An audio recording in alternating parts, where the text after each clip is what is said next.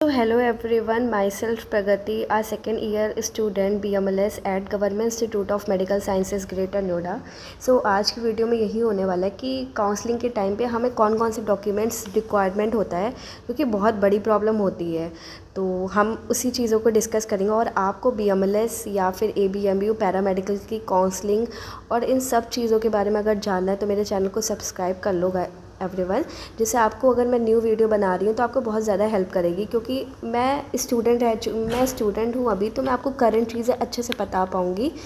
और जब मैं अच्छे से बता पाऊँगी तो आप अच्छे से अपनी काउंसलिंग करवा सकते हो और आप अच्छे मेडिकल कॉलेज में जाओगे तो वो आपके लिए बेनिफिट रहेगा। तो इसलिए you can subscribe my channel, like, comment, और कोई भी प्रॉब्लम हो तो आप कमेंट्स करो, मैं आपका आंसर ज़रूर दूँगी जो भी आपको प्रॉब्लम होगी। So let's begin. तो आज की वीडियो में हम यही बताएंगे कि काउंसलिंग के टाइम पे क्या क्या हमें रिक्वायरमेंट होती है, क्या क्या डॉक्यूमेंट चाहिए रहता, और मैं आपको पूरा अपने एक्सपीरियंस के थ्रू बताऊँगी कि मैं गई थी, मुझे क्या क्या वहाँ पर सफ़र करना पड़ा था।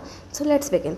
सो फर्स्ट ऑफ ऑल, जब आपकी काउंसलिंग स्टार्ट होती है उसके पहले जब आप सीट लॉक करते हो, जब आपको कॉलेज मिलता है, अलॉटमेंट होता है, तो आप सीट लॉक करते हो, तो उसमें सबसे पहले ABMU को हमें 40,000 देना होता है। जब 40,000 आप देते हो तो उसकी एक फ़ीस रिसिप्ट बनती है, आपके पास आएगी, तो उसका प्रिंट आउट सबसे पहले रख लेना, क्योंकि वो बहुत ज़रूरी है, वो जमा होता है आपके एडमिशन के टाइम पर। तो पहले आते हैं कि मोस्ट इम्पॉर्टेंट थिंग 10-12 की मार्कशीट रख लेना। 10-12 की मार्कशीट के साथ आपको मिलता है माइग्रेशन सर्टिफिकेट, कैरेक्टर सर्टिफिकेट, ये दोनों चीज़ रख लेना, 12th और 10th के साथ मिलता है। फिर उसके बाद आता है आधार कार्ड, मोस्ट इम्पॉर्टेंट आधार कार्ड रखना है आपको। उसके बाद आता है डोमिसाइल सर्टिफिकेट, आप जहाँ भी रहते हो उसका एक डोमिसाइल सर्टिफिकेट बनता है, वो बनवा लेना। वो बन जाता है, जैसे अलग अलग जगह पर रहते हैं तो आप उनसे बात करके आप डोमिसाइल सर्टिफिकेट बनवाओ। फिर कैरेक्टर सर्टिफिकेट मैंने आपको बता ही दी है। जो भी आपको कॉलेज अलॉटमेंट हुआ है उसका भी एक प्रिंट बन के आता है, तो उसको भी आप प्रिंट करवा लेना। जब आप काउंसलिंग पे जाओगे तो आपको इंस्ट्रक्शन मिलेगा कि आपको मेडिकल सर्टिफिकेट भी बनवाना होगा, तो आप मेडिकल सर्टिफिकेट भी बनवा लेना।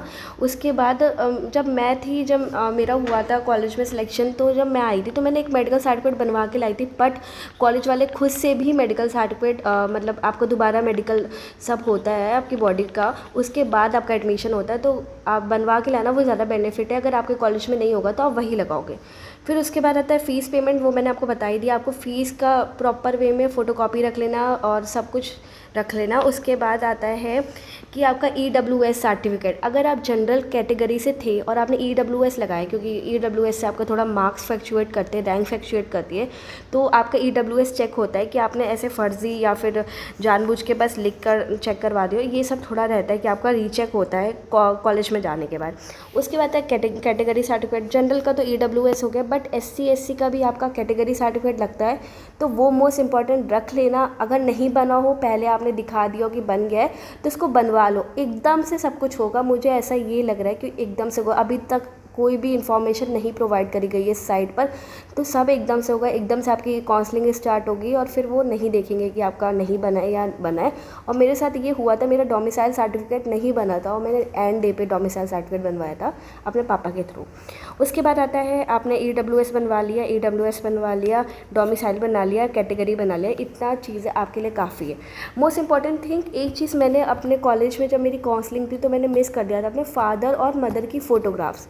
आप अपनी फ़ोटोग्राफ्स तो रखेंगे, अपनी फादर मदर की फ़ोटोग्राफ रख लेना, मिनिमम रख लेना, आप 5-5 रख लेना। 5-5 इतना काम नहीं देगा, 2-2 भी रखोगे तो भी ठीक है, लेकिन मेरे अकॉर्डिंग आप 5-5 रख लो, क्योंकि क्या पता और जगह भी आपको हॉस्टल का कुछ करना हो, लाइक हॉस्टल मिल रहा हो, अलॉटमेंट मिल रहा हो, तो उसमें भी आपकी मदर फादर की फ़ोटो लगती है, तो आप 5-5 मदर की रख लेना, 5 फादर की रख लेना, एंड 5 अपनी रख लेना, 5 to 7 आप अपनी रख लेना। फ़ोटोग्राफ्स मत भूलना अपने फादर मदर के। और बाकी मैं ये कह रही हूँ, जो आपके इतने जो भी मैंने आपको सर्टिफिकेट्स बताए हैं, इसकी 2 फ़ोटोकॉपी रख लेना, एक फ़ाइल में एक फ़ोटोकॉपी रख लेना और एक फ़ाइल में एक फ़ोटोग्राफी रख लेना, और जो दूसरी फ़ाइल होगी उसकी में ओरिजिनल सर्टिफिकेट रखना।